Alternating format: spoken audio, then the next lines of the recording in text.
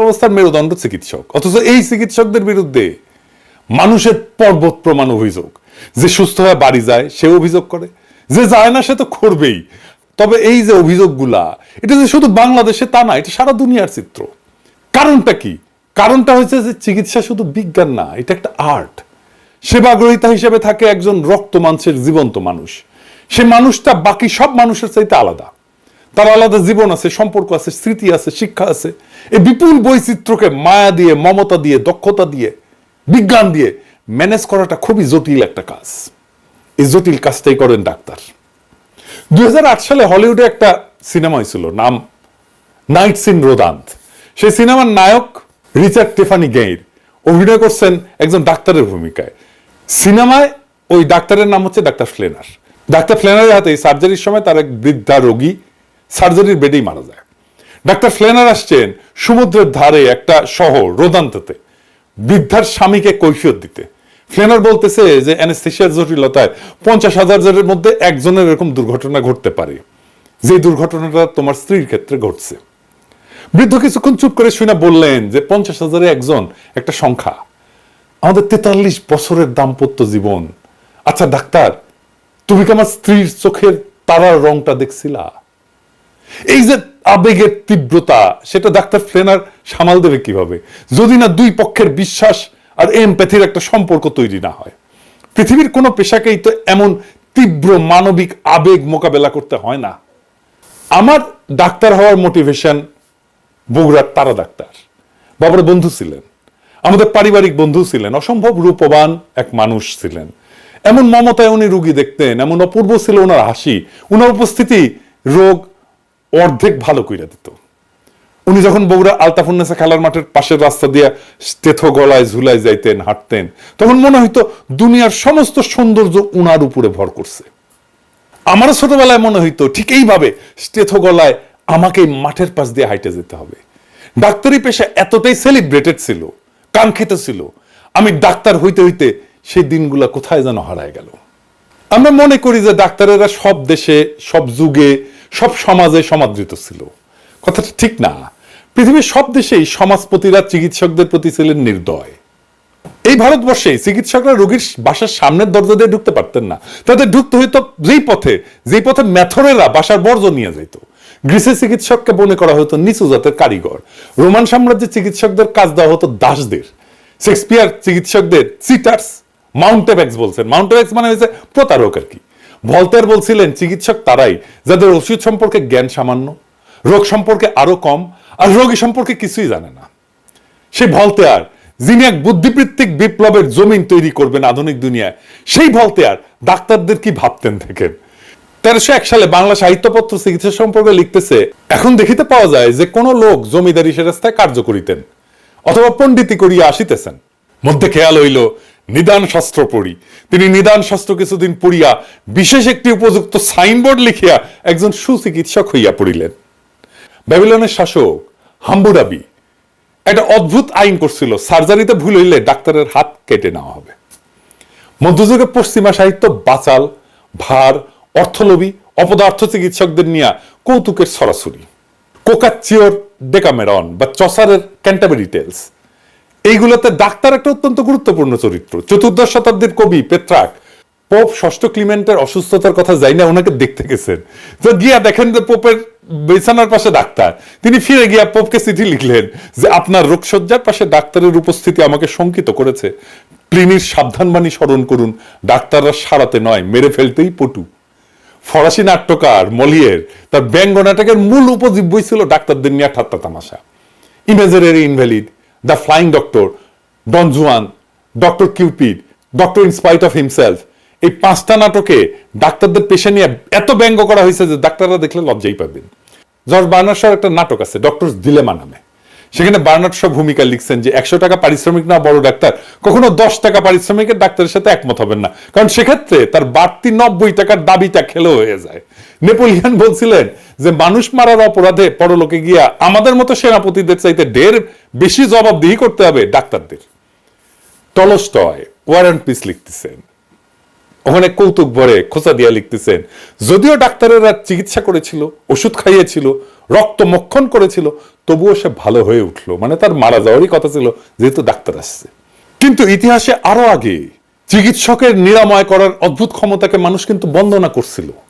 জনগণের রোগ থেকে আরোগ্য লাভের আকাঙ্ক্ষা তো প্রবল হয়ে উঠছিল যে চিকিৎসকের দেবতার আসনে বসানো শুরু করলো তারা। মিশনে ইমহটপ, আইসিস, গ্রিসে এসক্লেপিয়াস, ভারতে ধন্বন্তরী। ধর্মও ঈর্ষা করতে শুরু করছিল চিকিৎসকদের। যিশু বলছিলেন যারা ঈশ্বরের অবহেলা বা পাপ করবে তারা চিকিৎসকের হাতে পড়ার মতো শাস্তি পাবে। কিন্তু অলৌকিক নিরাময়ের ক্ষমতা প্রদর্শন হয়ে উঠল মানুষের মন জয়ের অন্যতম উপায়। যিশু নিজেই রোগাক্রান্তকে নিরাময় করে তার ঐশ্বরিক ক্ষমতা প্রমাণ দিয়েছেন। এমনকি গৌতম বুদ্ধ। এখনো ক্যাথলিক ফাদার হওয়ার শর্ত হচ্ছে কমপক্ষে 2টা অলৌকিক নিরাময়ের ক্ষমতা দেখাইতে হবে।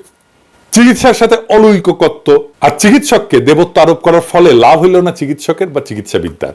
কারণ চিকিৎসক তো দেবতা না, তার মধ্যে কোনো ঐশ্বরিক ক্ষমতাও নাই। চিকিৎসকের কাছে মানুষের প্রত্যাশা এত উঁচুতে পৌঁছাইল যে সেদিন থেকে চিকিৎসকরা হেরে গেলেন সেই খেলায়। তারপরেই এইভাবে মধ্যযুগের সাহিত্যে চিকিৎসকদের এই অবস্থা। তবে এই অবস্থার আবার পরিবর্তন হইল অষ্টাদশ শতাব্দীর শেষ দিকে। তখন কলোনি মাস্টাররা যাচ্ছেন সারা দুনিয়ায়, নতুন নতুন যুদ্ধ বিগ্রহ লেগেই আছে। সেই প্রথম ব্যাপকভাবে সেনাবাহিনীতে নেওয়া হতে থাকলো তরুণ ডাক্তারদের। ছড়ায় ছিটায় থাকা ডাক্তাররা একটা সুসংগঠিত বাহিনীর সদস্য হয়ে ছড়ায় পড়লো সারা দুনিয়ায়, মিশতে থাকলো সাধারণ মানুষের সাথেও। মানুষেরা দেখলো ক্ষমতাবান কিন্তু মাটির কাছাকাছি মানুষ। 19 শতকের মাঝামাঝি সৎ আদর্শবাদী চিকিৎসকদের দেখতে শুরু করলো পৃথিবী। সাহিত্য ছাপ পড়লো। 1872 সালে প্রকাশিত হলো জর্জ এলিয়টের মিডল মার্চ। তার নায়ক এক অসাধারণ আদর্শবাদী চিকিৎসক, টার্সিয়াস লিডগেট। লেখা হলো madam Bovary, enemy of the people, যা থেকে সত্যজিৎ রায় বানাইলেন গণশত্রু সিনেমাটা। Doctor Pascal, Arrowsmith, Citadel, Plague. Bangla সাহিত্য লেখা হলো দত্তা, পথের দাবি, আরোগ্য নিকেতন, অগ্নি। সিনেমায় উত্তম কুমারের সবচেয়ে উজ্জ্বল চরিত্র অভিনয় ছিল ডাক্তারের চরিত্র, দেশপ্রেমিক, আদর্শবাদী, মহান পেশায় প্রতি নির্লোভ মহাপুরুষের প্রতিচ্ছবি। সেই সময়টাই ছিল চিকিৎসা পেশার স্বর্ণযুগ। আর আজকের বাংলাদেশের স্বাস্থ্য ব্যবস্থার সমস্যা আরো জটিল, কারণ পুরা সিস্টেম ভয়াবহ করাপশন ঢুকছে। রোগী ধরা দালাল, ডায়াগনস্টিক সেন্টার কমিশন, হাসপাতালগুলোর রোগী ধরা বাণিজ্য, কিছু বড় বড় ফার্মাসিউটিক্যাল কোম্পানি একটা বড় অংশের ডাক্তারদের সাথে মাসোহারার সম্পর্ক, কিছু ডাক্তারদের মারাত্মক পেশাগত অদক্ষতা, রোগীদের সাথে দুর্ব্যবহার। আর এই সিস্টেমটাকে টিকায় রাখার জন্য গড়ে ওঠা কায়েমি স্বার্থবাদী গোষ্ঠী পরিস্থিতিকে জটিল থেকে জটিলতর করে তুলছে। মানুষ বুঝতে পারে যে এই ব্যবস্থা অত্যন্ত করাপ্ট, তাই সে মাঝে মাঝে তার ক্ষোভ ঝাড়ে ফ্রন্ট লাইনে থাকা ডাক্তারদের উপরে। অভিযোগ ভুল চিকিৎসার। ডাক্তাররা কেন ভুল চিকিৎসা করে? এর দায় কি শুধু ডাক্তারের? WHO বলে যে পশ্চিমা স্বাস্থ্য ব্যবস্থাতে 10% রোগী ভুল চিকিৎসার শিকার হন। চিকিৎসার ঝুঁকি থাকবেই। অত্যন্ত অভিজ্ঞ এবং যত্নশীল চিকিৎসকেরও ভুল হইতে পারে, কারণ প্রত্যেকটা রোগাক্রান্ত শরীর আপন বৈশিষ্ট্য অনন্য। শরীর সবসময় বইয়ের টেক্সট মাইনে চলে না, এটাই বিজ্ঞান। কিন্তু এই যুক্তি মানুষ মানবে কেন যদি তা একটা করাপ্ট সিস্টেমের মধ্যে থাকা একজন মানুষের কাছে শোনে? ডাক্তারদের সাথে আস্থার বিশ্বাসের সম্পর্ক তৈরি করতে 2000 বছর লাগছিল সভ্যতার। এই ইতিহাস যদি ডাক্তাররা জানতো তাহলে মাত্র 50 বছরের মধ্যে সেটাকে ধূলিসাৎ করে দিতে পারতো না।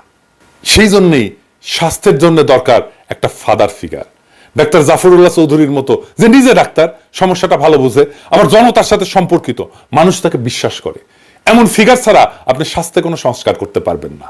আমাদের দুর্ভাগ্য, যখন আমরা সংস্কার করতে যাচ্ছি তখন জাফর ভাই আমাদের মাঝে নাই। বিষয়টা আরো গভীরে যায় দেখি ডাক্তারদের তরফ থেকে তারা কোন জটিল সমস্যার মধ্যে থেকে কাজটা করে সেটা না জানলে শুধু দোষ দেওয়া সমস্যার সমাধান হবে না।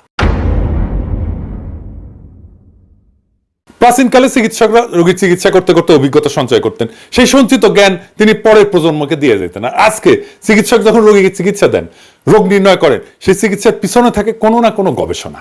সেই গবেষণার উপরে ভর কইরা চিকিৎসক তার সিদ্ধান্ত নেন। কিন্তু খুবই উদ্বেগের ব্যাপার, চিকিৎসা ক্ষেত্রে গবেষণার ফলাফল যেটা দাবি করা হয়েছিল, অন্য গবেষকেরা সে একই পরীক্ষা করে সেই ফল পাচ্ছেন না। বিষয়টা আরো একটু পরিষ্কার করে বুঝি। বৈজ্ঞানিক গবেষণার একটা মূল বিষয় হলো রিপ্রোডিউসিবিলিটি। তার মানে যে কোনো পরীক্ষা আবার করে দেখানো যেতে পারে, বারবার করলে একই ফল আসবে। এখানেই বিজ্ঞানের সাথে অন্য বিষয়ের তফাৎ। সেই কারণে যেখানে এমনটা ঘটে না সেগুলোকে আমরা অবৈজ্ঞানিক বিষয় বলি। আমি যদি 2 অণু হাইড্রোজেন আর 1 অণু অক্সিজেনকে মিশে তার ভিতর দিয়ে বিদ্যুৎ চালনা করি, তাহলে আমি পানি পাবো। এটাই আমার যদি গবেষণা হয়, তাহলে আমার এই পদ্ধতি ব্যবহার করে সবাই একইভাবে পানি বানাইতে পারবে। যতবার এটা করবে ততবারই একই ফল আসবে। এটাকে বলে রিপ্রোডিউসিবিলিটি। আর এটা যদি না ঘটে তাহলে বলতে হবে আমার গবেষণাটা ভুল বা আমার পদ্ধতি অবৈজ্ঞানিক। একই পর্যবেক্ষণ অনেকবার করে দেখানোই হলো বিজ্ঞানের বৈশিষ্ট্য। অথচ চিকিৎসা বিজ্ঞান সংক্রান্ত গবেষণায় ভয়ানক অবস্থা। প্রকাশিত গবেষণায় যা ফল পাওয়া যায় বলে দাবি করা হচ্ছে তার বেশিরভাগই আবার নতুন করে গবেষণা করলে আর পাওয়া যাচ্ছে না। মানে আগের গবেষণাটাই ছিল ভুয়া। এটা সামান্য কথা না, কারণ এই গবেষণার উপর ভিত্তি করে চিকিৎসার ব্যবস্থা তৈরি হয়েছে, সেই চিকিৎসা লাখ লাখ লোককে দেওয়া হয়েছে। এই দায় কি তাহলে চিকিৎসকের? 2011 সালে আমেরিকার ভার্জিনিয়া বিশ্ববিদ্যালয়ের সাইকোলজিস্ট ব্রায়ান নোসেক তার সহকর্মীদের নিয়ে সাইকোলজির প্রায় 100টা গবেষণা আবার করছিলেন। এই কাজটা ইন্ডিভিজুয়ালি করা হয় না, কারণ বিজ্ঞানীদের যা দিয়ে উৎসাহ দেওয়া হয়, যেমন স্কলারশিপ, পুরস্কার, কমিটি মেম্বারশিপ, এগুলো পাইতে হলে চমকপ্রদ গবেষণার ফলাফল দেখাইতে হয়। তাই আগে হওয়া গবেষণা নিয়ে কেউ আর কাজ করতে চায় না, একই কাজ আর একবার করে দেখতে চায় না।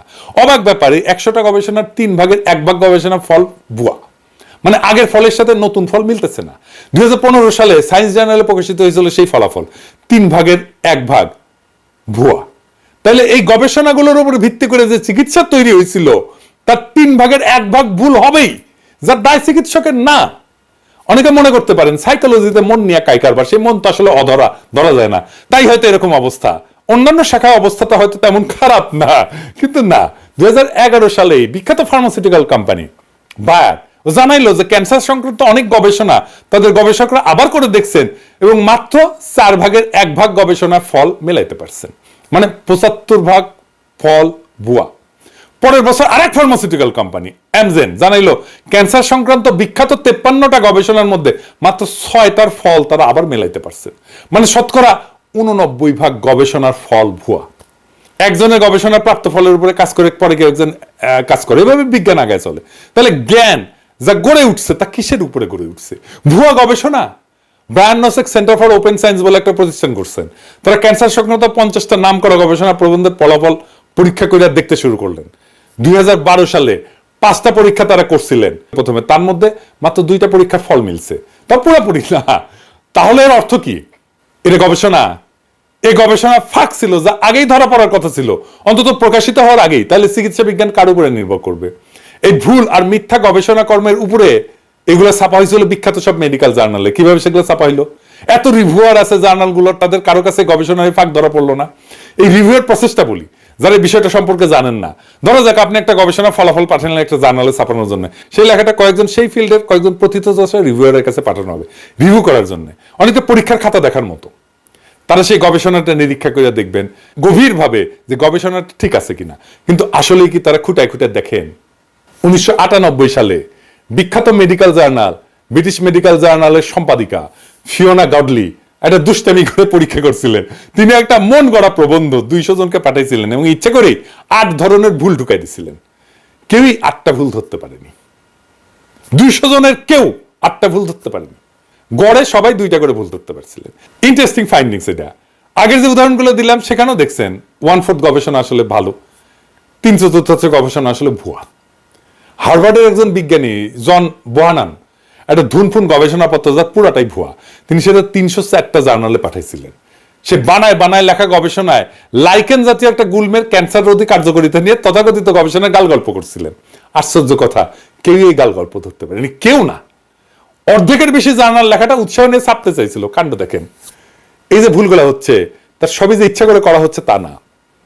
কেন এই ভুলগুলো হয় আমি সেই গভীর আলোচনায় আর গেলাম না, আপনাদের বিরক্তির উৎপাদন হবে। তবে আমাদের দৈনন্দিন জীবন থেকে একটু উদাহরণ দিয়ে বোঝার দেওয়ার চেষ্টা করি কিভাবে ভুলগুলো হয়।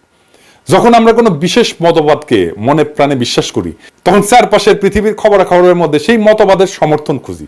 এটারে ইংরেজিতে বলে কনফার্মেশন বায়াস। যদি আমাদের সামনে রাখা সেই তথ্যের মধ্যে আমরা মতবাদের সমর্থন খুঁজে না পাই তখন খবরটাকে গাঁজাঘুরিয়ে বলে মনে করি। বিজ্ঞানের জগতে এমনটা ঘটে। আমার হাইপোথিসিসের সাথে যদি তথ্য মিলে যায় সেটা ভুল হইলেও আমরা অনেক সময় গ্রহণ করে ফেলি। ব্রিটিশ মেডিকেল জার্নাল বলছে যে প্রকাশিত গবেষণার মাত্র 5% পাতে দেওয়ার মতো গবেষণা। প্রত্যেক মিনিটে প্রায় 2টা মেডিকেল গবেষণা প্রকাশিত হচ্ছে, আর যারা প্রকাশ করতেছে তারা বিলিয়ন বিলিয়ন ডলার কোম্পানি। এলসেভিয়ার পৃথিবীর সবচেয়ে নামী মেডিকেল প্রকাশনা কোম্পানির বছরের সেলস 3 বিলিয়ন পাউন্ড আর প্রফিট প্রায় 1 বিলিয়ন পাউন্ড। এমনকি এরা ফার্মাসিউটিক্যাল কোম্পানির কাছ থেকে টাকা নিয়ে ড্রেস ছাপায়। আর 99% ডাক্তারেরা আসলে পড়ে না, আর বাকি 1% ডাক্তারেরা পড়তে পারে না গবেষণা কর্ম। তাই তাদের ইনফরমেশনের সোর্স হয়ে ওঠে ফার্মাসিউটিক্যাল কোম্পানি। আমার কথা না, গবেষণার কথা। এই যে গ্যাবে অ্যান্ড লি মে তাদের গবেষণায় ফাইন্ডিংস এভাবে লিখছেন যে clinicians rarely accessed, appraised and used explicit evidence directly from research or other formal sources. তার মানে হইতেছে চিকিৎসকেরা কদাচিৎ গবেষণা বা ফর্মাল সোর্স থেকে এভিডেন্স কালেক্ট করে। এর ফলে যারা মার্কেটিং আর প্রমোশনে বিলিয়ন ডলার খরচ করে তাদের প্রভাবে ডাক্তাররা এমন সব ওষুধ লেখে যা ক্ষতিকর বলে চিহ্নিত হয়েছে। এর মধ্যে 1998 সালে আমেরিকার 5টা ওষুধকে প্রত্যাহার করা হয়েছিল যেগুলো রোগীর কোনো উপকার তো করেই না, ক্ষতি করছিল। তার মধ্যে ছিল অ্যালার্জির ওষুধ, মেদ কমানোর ওষুধ, কোনো প্রাণঘাতী রোগ চিকিৎসার ওষুধ কিন্তু না। কিন্তু এটা যেই সময় বাজারে ছিল আমেরিকার মানুষের 10% এই ওষুধগুলো কোনো না কোনো সময় খাইছে। এই ওষুধের অ্যাপ্রুভালের সময় যে ডেটা দেওয়া হয়েছিল সেগুলো ছিল ভুয়া। এ দায় তাহলে কার? এমন মিথ্যা আর গাঁজাখুরি জিনিস গবেষণা বলে প্রকাশিত হয়েছিল নামকরা জার্নালে। 2001 সালে 40টা গবেষণা কর্মকে প্রত্যাহার করা হয়েছিল। 10 বছর পরে এই সংখ্যা বেড়ে দাঁড়িয়েছিল 400-র বেশি, অর্থাৎ মোট গবেষণার সংখ্যা বাড়ছিল মাত্র 1.5 গুণ। মেডিকেল জার্নালে প্রকাশিত উঁচু মানের গবেষণার প্রায় 15%ই আদতে যাচ্ছেতাই টাইপের গবেষণা। আমেরিকা সরকারের অফিস অফ রিসার্চ ইন্টিগ্রিটি 2008 সালে নেচার পত্রিকায় একটা রিপোর্ট প্রকাশ করে। তারা 2000 বিজ্ঞানীর গবেষণাকে 3 বছর ধরে নিবিড় পর্যবেক্ষণ করে দেখে এর মধ্যে 200টা গবেষণায় জোচ্চুরি আছে। প্রেডিটরি জার্নাল বলে মেডিকেল সায়েন্সে এক ধরনের জোচ্চুরি জার্নাল হয়েছে যেখানে আপনি মোটামুটি যা খুশি তাই ছাড়তে পারবেন, শুধু কিছু নগদ নারায়ণ ধরাই দিতে হবে আর কি। সহকারী অধ্যাপক থেকে সহযোগী অধ্যাপক, আবার সহযোগী অধ্যাপক থেকে অধ্যাপক হওয়ার জন্য মানে প্রমোশনের জন্য প্রকাশিত গবেষণা লাগে। বাংলাদেশে একসময় এক বিখ্যাত প্রফেসর দৈনিক পত্রিকায় প্রকাশিত স্বাস্থ্য বিষয়ক একটা নিবন্ধ জমা দিয়া অধ্যাপকের পদ বাগাই নিয়েছিলেন। আমি হিসাব দিতে পারবো না আইপিডি জার্নালে লেখা দিয়া কত অধ্যাপকের পদ বাংলাদেশের ডাক্তাররা বাগাই নিয়েছেন। তবে কেউ কেউ যে বাগাইছেন সে অনুমান অবশ্যই করা যায়, কারণ এই প্রেডিটরি জার্নালে আমার বন্ধু দেশের ডাক্তারদের লেখাই 50%-এর বেশি। ফার্মাসিউটিক্যালস কোম্পানি যদি চিকিৎসকের ক্লিনিক্যাল জাজমেন্টকে প্রতিস্থাপন করে তাহলে রোগী কি চিকিৎসা পাবে? গবেষণার নামে ট্র্যাশ যদি ভরতে থাকে মাথায়, কোনটা গবেষণা আর কোনটা ট্র্যাশ এটা বোঝার দক্ষতা যদি না থাকে তাহলে রোগী চিকিৎসা পাবে? রোগী যে শুধু চিকিৎসা পায় না, এটা সে তার কমন সেন্স দিয়ে বোঝে। তাই তার ক্ষোভ মাঝে মাঝে ছাই চাপা আগুনের মতো উদ্গীরিত হয়, সে স্বাস্থ্যকর্মীর উপরে ঝাঁপায় পড়ে। ডাক্তাররা সারা দুনিয়াতে কর্মক্ষেত্রে হিংসার শিকার হন। এই হিংসার বিস্তার এতই বিশাল যে 2002 সালে WHO কে world report on violence and health প্রকাশ করতে হয়েছিল। WHO এর মতে 38% চিকিৎসক এবং স্বাস্থ্যকর্মী সারা জীবনে অন্তত একবার ভায়োলেন্সের শিকার হন। বিশাল ঘটনা, দুনিয়াতে কোনো পেশার ক্ষেত্রে এটা ঘটে না। আমি আলোচনায় গভীরে যাওয়ার আগে আপনাদের একটা বিষয় স্মরণ করে দিতে চাই। খেয়াল করলে দেখবেন ভায়োলেন্সের শিকার চিকিৎসক এবং স্বাস্থ্যকর্মীদের প্রায় সবগুলাই সরকারি বা পাবলিক। 2021 সালে বাংলাদেশের চিকিৎসক নিগ্রহের যে ঘটনাগুলো ঘটছে তা নিয়ে একটা গবেষণা প্রকাশিত হয়েছে। তাতে দেখা যাচ্ছে যে সমস্ত স্বাস্থ্যকর্মী কর্মক্ষেত্রে ভায়োলেন্সের শিকার হয়েছে তার 91% সরকারি ডাক্তার বা স্বাস্থ্যকর্মী। আউটডোর সার্ভিসের 80% আর ইনডোর সার্ভিসের 60% দেয় প্রাইভেট সেক্টর। অথচ কি অবাক বিষয়, পাবলিক সেক্টরের চিকিৎসক সংখ্যায় কম সার্ভিস দেওয়া বেশি পরিমাণে ভায়োলেন্সের শিকার হচ্ছে। আমি যেদিন এই ভিডিও রেকর্ড করি সেদিনই চিকিৎসা বিজ্ঞানের গবেষণা সংক্রান্ত ডেটাবেজ মেডলাইনে ভায়োলেন্সের কিওয়ার্ড দিয়ে সার্চ দিলাম, দেখেন কি বিপুল পরিমাণে ভায়োলেন্স সংক্রান্ত আলোচনা আর গবেষণা মেডিকেল মহলে বাড়ছে। এই গ্রাফে অবশ্য এটাও দেখতে পারবেন যে চিকিৎসা বিজ্ঞান ভায়োলেন্স সংক্রান্ত আলোচনা শুরুই হয়েছে 80-র দশক থেকে। এখন প্রশ্ন হচ্ছে এই ভায়োলেন্স কিভাবে থামানো যাবে? তাহলে আমাদের দেখতে হবে ভায়োলেন্সের উৎস কি। বাংলাদেশের জিডিপির অনুপাতে হেলথ বাজেট 2012 সালের পর থেকে ক্রমাগত কমছে। এখন মোটামুটি জিডিপির 2%, দক্ষিণ এশিয়া এটা প্রায় 5.5%। প্রাইভেট সেক্টরে চিকিৎসা ব্যয় মেটাতে বছরে 4% মানুষ দারিদ্র সীমার নিচে চলে যাচ্ছে। বাংলাদেশে এক বছরে দরিদ্র কমে 1 থেকে 2%। শুধু চিকিৎসার ব্যয় মেটাতে গিয়ে দারিদ্র সীমার নিচে চলে যায় প্রত্যেক বছর 4% মানুষ। বাদরের তৈলাক্ত বাস ব্যয় ওঠার উপমার সাথে এটার কিন্তু মিল আছে।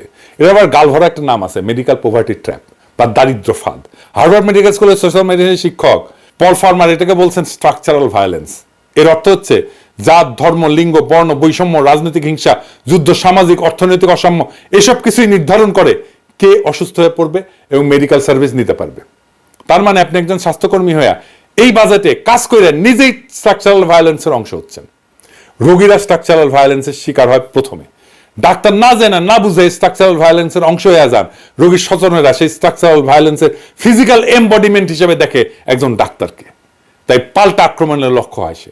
আপনি স্বাস্থ্যকে প্রায়োরিটি না দিলে স্ট্রাকচারাল ভায়োলেন্স কমবে না।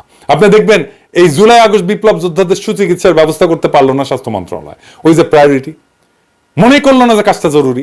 যে মন্ত্রণালয় 20 থেকে 25,000 আহত ছাত্র জনতাকে সার্ভিস দিয়ে তৃপ্ত করতে পারে না, সে 18 কোটি জনতাকে কিভাবে তৃপ্ত করবে? এটাই তো ছিল স্বাস্থ্য মন্ত্রণালয়ের জন্য অ্যাসিড টেস্ট। স্বাস্থ্য যে জাতীয় উন্নয়নের জন্য, অর্থনৈতিক উন্নয়নের জন্য একটা পূর্ব শর্ত, এটা না বুঝে আমাদের নীতি নির্ধারকেরা, না আমাদের হেলথের লিডাররা বুঝাইতে পারে নীতি নির্ধারকদের। এই বিষয়টা বুঝে দেখি। 2010 সালে একটা ইন্টারেস্টিং প্রবন্ধ প্রকাশিত হয়েছিল, nuclear weapons and neglected diseases the 10,000 to 1 gap শিরোনামে। এই প্রবন্ধে বলা হয়েছে 11টা পারমাণবিক শক্তিধর দেশ $10 ট্রিলিয়ন বেশি ব্যয় করছে অস্ত্র তৈরি এবং মেইনটেনেন্সে। আর সারা পৃথিবীতে 80 কোটি মানুষ কৃমিতে আক্রান্ত যে হয়, তার বেশিরভাগই নিম্ন বা মধ্য আয়ের পারমাণবিক শক্তিধর দেশ। যেমন ইন্ডিয়াতে 14 কোটি, চীনে 8.5 কোটি। নেগলেক্টেড ডিজিজ কন্ট্রোলের জন্য বরাদ্দ সারা দুনিয়ায় $1 বিলিয়ন কম, অর্থাৎ $10 ট্রিলিয়ন পারমাণবিক অস্ত্র সম্ভারের 10,000 ভাগের 1 ভাগেরও কম।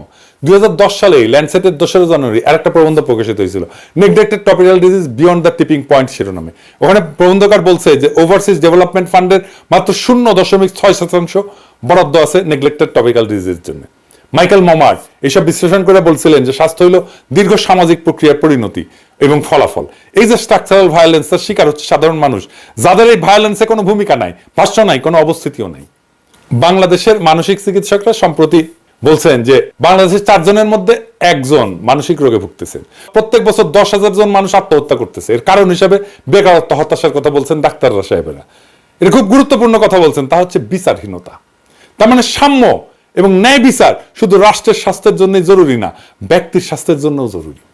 ভায়োলেন্সের the medicine the necessary politics of public health প্রবন্ধে বলা হয়েছে এই ভায়োলেন্সের ট্রিগারিং ফ্যাক্টরগুলোর সামাজিক এবং রাজনৈতিক ডাইমেনশন আছে। ভায়োলেন্সের প্রশ্নের সাথে জড়ায় আছে গ্লোবালাইজেশনের বিতর্ক।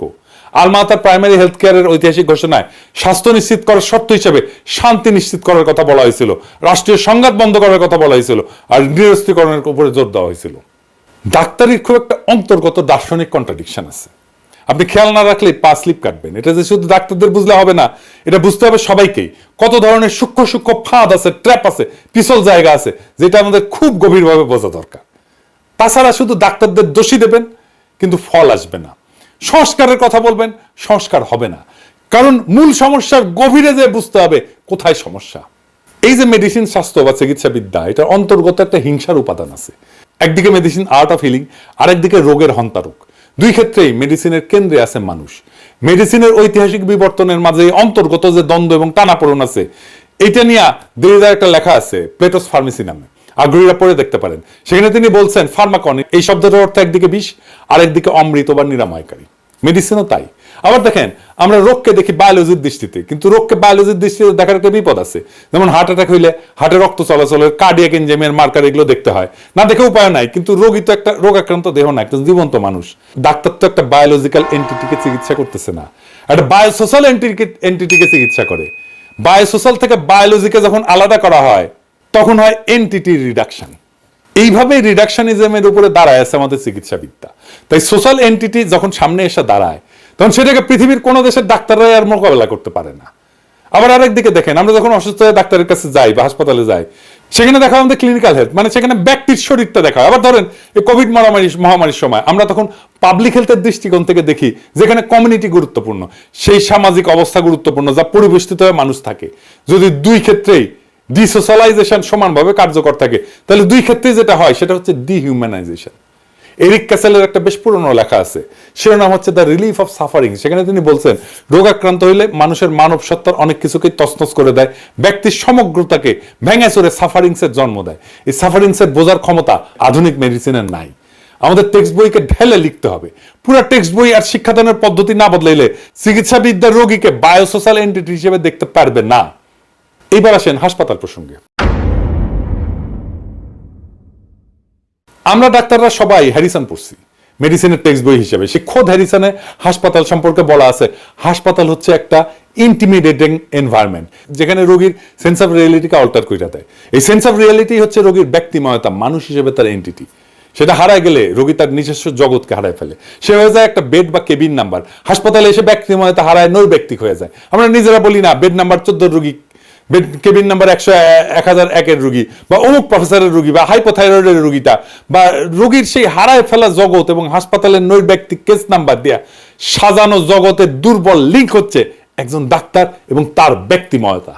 অথচ একজন ডাক্তার যখন গড়ে উঠতে থাকে, সে তার ব্যক্তিময়তা হারায় ফেলতে থাকে। তার জগৎ সম্পর্কে রিয়ালিটি বদলাইতে থাকে।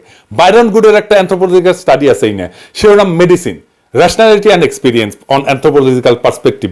এই বইয়ে তিনি দেখাইছেন যে কিভাবে মেডিকেল স্কুলে শুধু নতুন শব্দই শেখানো হয় না, চিকিৎসা শিক্ষার্থীর এক নতুন জগৎকে নির্মাণ করা হয়।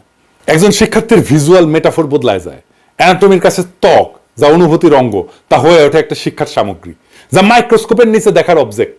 মোদ্দা কথা, চিকিৎসাবিদ্যা চিকিৎসককে যে বিপুল জ্ঞান সম্ভার দেয়, তাতে রোগী নিজের দেহ এবং অস্তিত্ব সম্পর্কে একটা হীনমন্যতায় ভোগে। এটাকে দর্শনের ভাষায় বলা হয় এপিস্টেমোলজিক্যাল হাইপোকন্ড্রিয়া। এই এপিস্টেমোলজিক্যাল হাইপোকন্ড্রিয়ার এক ধরনের নমনীয় হিংসা, এবং এই হিংসা ধারণ করেন চিকিৎসক নিজেই। আপনি খেয়াল করলে দেখবেন কিছু ডাক্তার তার রোগীকে অবলীলায় বলে, আপনি বুঝবেন না, আপনি কি ডাক্তার? আমি নিজে ডাক্তার হয়ে শুনি, আপনি কি স্পেশালিস্ট? আমি যদি স্পেশালিস্ট হয়ে প্রশ্নটা করতাম তখন কি বলতো আল্লাহই মালুম।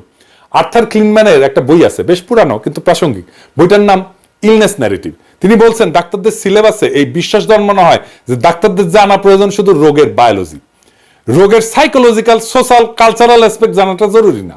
ফলে একটা রোগ যখন রোগীর জীবনে একাধিক অর্থ নিয়ে হাজির হয়, সেটাকে বায়োমেডিক্যাল মডেলের মধ্যে ধরার চেষ্টা করা হয়, তখন শুরু হয় প্রসেস অফ ডিহিউম্যানাইজেশন। অথচ আমরা যেদিকে তাকাই না কেন, চারিদিকে আছে মানুষ, তার সমস্ত আকাঙ্ক্ষা, অপ্রাপ্তি, অসাম্য নিয়ে। সেই মানুষকে বাদ দিয়ে আমরা হামলায় পড়ি তার রোগের উপরে। রোগীর মধ্যে হাজির থাকা বায়োসোশ্যাল এন্টিটির বদলে রোগের উপরে হামলায় পড়ার ঘটনা ঘটে মেডিকেল ইন্ডাস্ট্রিয়াল কমপ্লেক্সের নিপুণ পরিচালনায়। কি এই মেডিকেল ইন্ডাস্ট্রিয়াল কমপ্লেক্স? 1980 সালের 23 October New England journal of মেডিসিনের সম্পাদক আর্নল্ড রেনম্যান একটা সারা জাগানো প্রবন্ধ লিখছিলেন the new medical industrial complex নামে। তিনি পাঠকদের সতর্ক করে দিয়ে বলছিলেন যে এই মেডিকেল ইন্ডাস্ট্রিয়াল কমপ্লেক্স আমাদের ফিউচার মেডিকেল সিস্টেমের দখল নিয়ে নেবে, কিন্তু তারা আমাদের অ্যাকচুয়াল হেলথ প্রায়োরিটিকে গুরুত্ব দেবে না। তাই কিন্তু হয়েছে আজ প্রায় $11 ট্রিলিয়ন বাণিজ্য ক্ষমতা সম্পন্ন হেলথ কেয়ার ইন্ডাস্ট্রি প্রায়োরিটি কি? এদের প্রায়োরিটি টাকা চুল গজানোর ওষুধ বা পৌরুষ জাগ্রত করার ওষুধ। টিবির ওষুধ আসেনি আজ পর্যন্ত 50 বছর। রিফাম্পিসিন কিন্তু টিবির ওষুধ হিসেবে আবিষ্কার হয়নি, লেপ্রোসির ওষুধ হিসেবে আবিষ্কার হয়েছিল, জানেন নিশ্চয়ই। ফাইলিয়ার বা কৃমির ওষুধ তৈরি হয় না। আরেকটা জায়গায় যেখানে তারা ওষুধ তৈরি করে সেটা হচ্ছে ক্যান্সারের ওষুধ, কারণ ক্যান্সার রোগীর পরিবার আর তার স্বজনদের অসহায়তাকে ক্যাপিটালাইজ করে সর্বোচ্চ মুনাফা তৈরির সুযোগ তৈরি করে দেয়। আর চিকিৎসা সেবায় যে মেটাফোর ব্যবহার করা হয় সেটাও চিকিৎসা ব্যবস্থাকে ডিহিউম্যানাইজ করে। মেটাফোর সবসময় সামরিক। কোভিড মহামারীর সময় দেখছেন না ডাক্তাররা বলতে কোভিড যোদ্ধা। প্রায় 150 বছর আগে যখন অ্যান্টিবায়োটিক প্রথম একটা রূপ আবিষ্কার হয়েছিল, তার নাম দেওয়া হয়েছিল ম্যাজিক বুলেট। এমনকি হোমারের সময় চিকিৎসায় সামরিক মেটাফোর ব্যবহার করা হয়েছে। 1914 সালে ব্রিটিশ মেডিকেল জার্নালে ক্যান্সারকে নৈরাজ্যবাদী এবং ক্যান্সার কোষগুলোকে বলশেভিক কোষ বলা হয়েছিল। মানে টার্গেট মেটাফোর গুলোকে পলিটিক্যাল অপোনেন্টের নামে করা হইতেছে। এই যে যুদ্ধের মেটাফোর ইউজ করলে রোগকে দেহ থেকে বিচ্ছিন্ন করে ফেলা যায়, ফলে রোগীর সাফারিংস কোনো বিবেচ্য বিষয় হয় না। বিবেচ্য বিষয় থেকে রোগীর দেহ থেকে আলাদা রোগটা। ফলে মেডিকেল ইন্ডাস্ট্রিয়াল কমপ্লেক্সের যোদ্ধারা সকল যুদ্ধাস্ত্র নিয়ে ঝাঁপায় পড়তে পারে। 2016 সালে আমেরিকান জার্নাল অফ বায়োএথিক্সের একটা পুরো সংখ্যা ছিল এই মেডিসিনের যুদ্ধের মেটাফোর ব্যবহার নিয়ে। সেই সমস্ত রোগেই যুদ্ধের মেটাফোর ইউজ করা হয় যেখানে মুনাফা গগনচুম্বী। আপনি কখনো দেখবেন না যে ডায়রিয়ার বিরুদ্ধে যুদ্ধ বা কৃমির বিরুদ্ধে যুদ্ধ, ডাক্তার সাহেবরা নিশ্চয়ই নিজেদেরকে ডায়রিয়া বা কৃমি যোদ্ধা পরিচয় দেবেন না, যদিও খুব আগ্রহ নিয়ে নিজেদেরকে ক্যান্সার যোদ্ধা বলে পরিচিত করতে চাইবেন। মেডিসিনের এই গ্লোবাল কালচারে ডাক্তারেরা সজ্ঞানে বা অজ্ঞানে বিশ্বাসী হয়ে ওঠে এবং বাহক হয়ে যায়। হিংসার এক নতুন চেহারা আমাদের সামনে ভাইসা ওঠে। এমনকি দেহকে জাতি রাষ্ট্রের সাথে তুলনা করা হয়েছে। রমেলি মার্টিনের একটা ইমিউনোলজি বই আছে, নাম towards an anthropology of immunology, the body as nation state. যুদ্ধ খেলা জমার জন্য উত্তম মেটাফোরই বটে, তাই না? ডাক্তারি পেশা তো কলঙ্ক কম কামায়নি। ইতিহাসের ডাক্তারেরা যারা জীবন নয় মৃত্যুর দূত হিসেবেও কাজ করছে, এসব তো পৃথিবীর মানুষের কালেকটিভ মেমোরি থেকে হারায় যায়নি। নাজি কনসেন্ট্রেশন ক্যাম্পে ডাক্তারেরা কাজ করত। সেই সব ডাক্তারেরা কিভাবে মৃত্যুর গবেষণা করত? সাবসিকুয়েন্ট নুরেমবার্গ ট্রায়ালে 23 জন অভিযুক্তের মধ্যে 20 জনই ছিল ডাক্তার। ভাবা যায়, নাজি হিসাবে বিচার হচ্ছে 23 জনের মধ্যে 20 জন ডাক্তার। মৃত্যুদূত সেই ডাক্তার জোসেফ মেঙ্গেলের কথা আমরা জানি। সে কনসেন্ট্রেশন ক্যাম্পে পেট্রোল থেকে শুরু করে হেন কেমিক্যাল নাই যা বন্দীদের শরীরে পুষ না করত গবেষণার নামে। এই বদমাইশ গ্রেপ্তারেরা ব্রাজিলে স্বাভাবিকভাবে মৃত্যুবরণ করে। সেই দিনগুলো কি শেষ হয়েছে? না, হয়নি তো। 2004 সালে ল্যান্ডসেটে আবু গ্রাইব কারাগারে ডাক্তারদের সেই একই নাজি বদমাইশি নিয়ে একটা আর্টিকেল ছাপা হয়েছে, Abu Ghraib its legacy of military medicine নামে। আরো 2টা আর্টিকেল আছে নিউ ইংল্যান্ড জার্নাল অফ মেডিসিনে, উইদাউট কনসাস আর when doctors go to war. 2টাই 2005 সালে প্রকাশিত, আগ্রহীরা পড়তে পারেন, অনলাইনে আছে। এই দুঃস্বপ্ন কি শেষ হয়েছে? না, হয়নি। এমনকি হার্ভার্ডে এখন গবেষণা হচ্ছে কগনিটিভ নিউরোসায়েন্সে কি জন্য জানেন? যারা আমেরিকান রাষ্ট্রের বিরুদ্ধে যুদ্ধ ঘোষণা করছে, অর্থাৎ হার্ডকোর টেরোরিস্ট, তারা দৈহিক আর মানসিক অত্যাচারে ঠিক কোন পর্যায়ে গিয়ে ভেঙা পড়তে পারে তার ব্রেন ম্যাপিং করা, মস্তিষ্কের ফিজিওলজিতে কি কি বায়োকেমিক্যাল পরিবর্তন ঘটে সেটা পরিমাপ করা, কি ভয়ানক অবস্থা। আবার দেখেন, দেহের উপরে রাষ্ট্রের নিয়ন্ত্রণের সবচেয়ে বর্বর রূপ হচ্ছে মৃত্যুদণ্ড। এই মৃত্যুদণ্ড দেওয়ার সময়, এমনকি এক্সিকিউশনের সময় ডাক্তার যুক্ত হচ্ছে, ইনজেকশন দিয়ে জলজ্যান্ত মানুষকে মৃত্যুদণ্ড দেওয়া হচ্ছে, তাকে ডাক্তার মারতেছে, ডাক্তার হয়ে উঠতেছে জল্লাদ, কোনো গ্লানি নাই। একজন ডাক্তার তো এই কাজ করতেই পারে না, এটা মেডিকেল এথিক্সের বাইরে। সে ডাক্তার হিসেবে তার শপথ ভঙ্গ করতেছে, কারণ সে তো জীবন বাঁচায়, সে জীবন নেয় না। 70-80 দশকে ডাক্তারেরা বাংলাদেশেও বন্ধাত্মকরণ কর্মসূচি বাস্তবায়ন করছে, কেউ জিজ্ঞেস করে নাই এটা ঠিক না, কেউ বলে নাই, কোন ডাক্তার বলে নাই এটা ঠিক না। তৃতীয় বিশ্বের কোটি কোটি সক্ষম পুরুষ নারীকে বন্ধ করে দিছে ডাক্তাররা নিজের হাতে। জ্ঞানের কি ধ্বংসাত্মক ব্যবহার। চিকিৎসাবিদ্যার এই যে অন্তর্গত কন্ট্রাডিকশন, এটাই এই পেশার মানবিক সম্ভাবনাকে স্ফুরিত হইতে দেয় নাই। অন্তর্গত গভীর হিংসার বোধ থেকে একজন মেঙ্গেল তৈরি করে, একজন জল্লাদ তৈরি করে, হাজার হাজার বন্ধাকরণ কর্মী তৈরি করে, যারা তাদের পেশা নিয়ে গর্ব করে। গবেষণার তথ্য লুকায় রফেকক্সিবের মতো ওষুধ কোটি কোটি মানুষকে খাওয়ায় দেয় বিনা গ্লানিতে। খুব সহজেই এরা বিগ কর্পোরেশনের অংশ হয়ে যায়, তৈরি হয় দানবীয় মেডিকেল ইন্ডাস্ট্রিয়াল কমপ্লেক্স, যার একমাত্র লক্ষ্য মুনাফা আর মুনাফা আর মুনাফা। এই হিংসাই হইতেছে সেই বিপন্ন বিস্ময়। অষ্টাদশ শতকের সার্জন এবং অ্যানাটমিস্ট উইলিয়াম হান্টারের ভাষায় নেসেসারি ইনহিউম্যানিটি। তিনি তার ছাত্রদের বলতেন, earn a necessary inhumanity by dissecting the dead. একটা বিখ্যাত বাংলা কবিতা আছে উইলিয়াম হান্টারের মেটাফোর নিয়া, মনে পড়তেছে কি জীবনানন্দ দাশের কবিতা। আরো এক বিপন্ন বিস্ময় আমাদের অন্তর্গত রক্তের ভিতর খেলা করে, আমাদের ক্লান্ত করে। লাশ কাটা ঘরে সেই ক্লান্তি নাই, তাই লাশ কাটা ঘরে চিত হয়ে শুয়ে আছে টেবিলের পরে। এই লাশ কাটা ঘর থেকেই শুরু হয় একজন ডাক্তারের নেসেসারি ইনহিউম্যানিটি। ওই নেসেসারি ইনহিউম্যানিটি থেকে চিকিৎসাবিদ্যা মুক্তি না পাইলে শতাব্দীর পর শতাব্দী চেষ্টা করলো পৃথিবীর কোনো দেশেই ডাক্তাররা কখনো মানুষের প্রিয়জন হইতে পারবেন না। হে স্বাস্থ্য মন্ত্রণালয়ের নেতারা, ডাক্তারি শাস্ত্রের এই অন্তর্গত দুর্বলতা, ঐতিহাসিক স্খলন আর তার সাথেই বিপুল মেডিকেল ইন্ডাস্ট্রিয়াল কমপ্লেক্সের সাথে লড়াই করতে পারবেন? আমি ভয় দেখাইতেছি না, কাজটা কত ব্যাপক আর বিপুল তা মনে করাই দিচ্ছি আর কি। স্বাস্থ্য মন্ত্রণালয়ে পলিটিক্যালি এক্সট্রিমলি পাওয়ারফুল তীক্ষ্ণ মেধার পপুলার লিডার পাইলে কাজটা সহজ হইতো। এটা ছাড়া যে পারবেন না তা না, কিন্তু জানা বোঝাটা খুব পরিষ্কার না হইলে আপনি এই কাজটা এমনকি শুরুও করতে পারবেন না। বলবেন সংস্কার, হবে না সংস্কার। তবে আমার শুভকামনা রইল, কোথাও আমার সাহায্য করার